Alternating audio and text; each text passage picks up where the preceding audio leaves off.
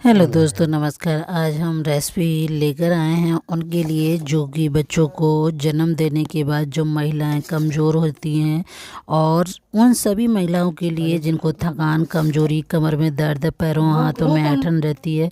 ये रेसिपी सभी के लिए लाभदायक है। इस रेसिपी को बनाने के लिए मैंने 100 ग्राम लिए मखाने, और मैंने आधा गरी का गोला लिया है, और आधी कटोरी मैंने लिए हैं काजू बादाम, और आधी कटोरी लिए अखरोट, और आधी कटोरी लिए मैंने किशमिश, और आधी कटोरी मैंने लिए हैं छुआरे।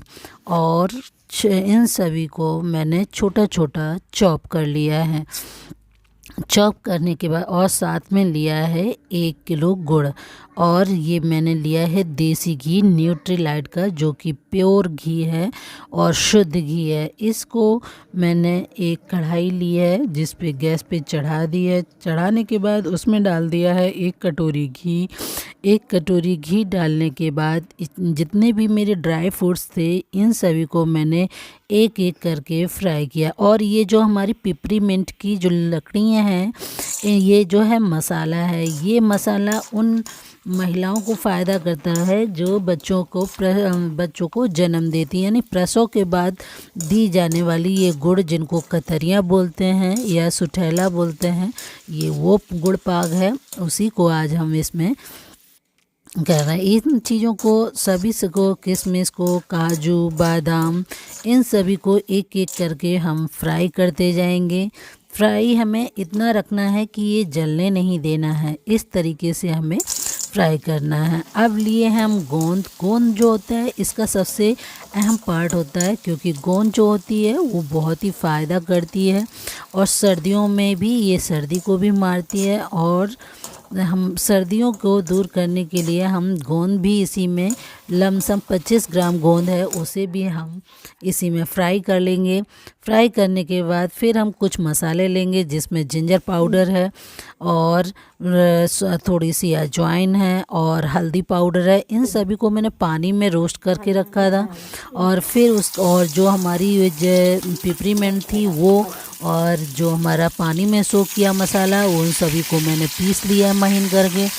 और उस महीन करके पीसने के बाद फिर मैंने जो घी बचा हुआ था फ्राई करने के बाद, उसी में इसको अच्छे से भूंज लिया, यानी पका लिया। पकाने के बाद डाला थोड़ा सा उसमें पानी, लमसम 4 चम्मच, और उसी में मैंने ये सारी चीज़ें ऐड कर दी, यानी। और जो गुड़ था मेरा, ये एकदम सॉफ्ट मुलायम वाला गुड़ था, इसीलिए मैंने इसको छोटा छोटा चॉप नहीं किया है। नहीं तो इसको आप छोटा छोटा चॉप भी कर सकते हैं। छोटा छोटा अगर चॉप कर लेंगे तो ये जल्दी घुल जाएगा। मुझे मसाला भी पकाना था, इसीलिए मैंने थोड़ा सा बड़ा बड़ा गट्टक डाल दिया इसमें। इस तरीके से डालने के बाद लमसम 10 मिनट लगेंगे ये हमारा गुड़ पाक बनने के लिए। जैसे ही ये हम चलाते जाएंगे और ये हमारा गुड़ जो है घुलकर तैयार हो जाएगा। 1-2 पीस जो बचते हैं थोड़ा सा और चलाएंगे और पकाएंगे इसको, तो ये हमारा जो गुड़ है वो एकदम पिघल के तैयार हो जाएगा। इस तरीके से हमें ये गुड़ का पाक बनाना है। जब ये गुड़ हमारा अच्छे से पकने लगे और इसमें एक भी गुड़ की गिल्टियाँ वगैरह ना रहें, तो ये समझ लीजिए हमारा गुड़ बनकर तैयार हो गया है। गुड़ बनकर जब तैयार, तब हम चेक भी कर लेंगे। चेक करेंगे इसको, एक कटोरी ले लेंगे और एक कटोरी में या एक प्लेट में इसको हम डालकर चेक करेंगे। ये हमारा जब पककर अच्छे से जब ये गाढ़ा हो जाएगा, तो हम इसको प्लेट में डालकर इस तरीके से चेक करेंगे। थोड़ा सा ठंडा हो जाए, तुरंत नहीं छुएंगे, नहीं तो ये हाथ को जला देगा। इस तरीके से हम इसको देखेंगे कि ये हमारा पाग, जो गुड़ का पाग है, ये बनकर तैयार हो गया या नहीं। और इसे एक और तरीका है, इसे आप पानी में भी डालकर देख सकते हैं। जब ये हमारा गुड़ का पाग बनकर तैयार हो, तो इसका थोड़ा सा पार्ट हमें क्या है, पानी में डालना है। पानी में यानी गुड़ रख लीजिए, पानी रख लीजिए, इसमें कटोरी में भर के, और उसी में गुड़ ये डालकर देखिए कि बनने लगा या नहीं। अगर नहीं बनता है तो 10 मिनट इसको अच्छे से और पका दीजिए। ये देखिए हमारा गुड़ पाक बनना तैयार हो गया। आप सारे जो ड्राई फ्रूट्स मैंने फ्राई किए थे एक एक करके वो सारे मिक्स कर लिए और मिक्स करके इसी में ऐड कर दिए हैं। और जो हमारी गोंद थी उसे क्या करेंगे, हम एक साफ कपड़ा लेकर बेलन से या कोई पत्थर हो, पत्थर से या बटने वाला एक पत्थर होता है जो, उससे आप इसको अच्छे से थोड़ा सा कुचल के इसमें ऐड कर दें। और ये जो गोंद भी इसी में ऐड कर लेंगे और सारे ड्राई फ्रूट्स ऐड कर लेंगे।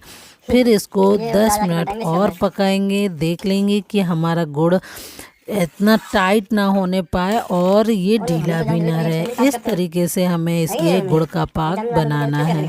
जब ये इस तरीके से सारे ड्राई फ्रूट्स इसमें भिद जाएंगे, अच्छे से मिक्स हो जाएंगे, तब हम लेंगे एक थाली, उसमें घी लगा देंगे। घी लगाने के बाद जितना आइटम है यानी जितना गुड़ पाक है इसी में हम पलट लेंगे। पलटने के बाद अच्छे से इसको डालकर पूरे में जितना मोटा रखना है, अगर मोटा रखना है तो आप एक ही थाली में कर लें। ये जो क्वांटिटी है मैंने एक ही थाली भर की बनाई थी, इसलिए मैंने एक ही थाली में सारा पलट लिया है।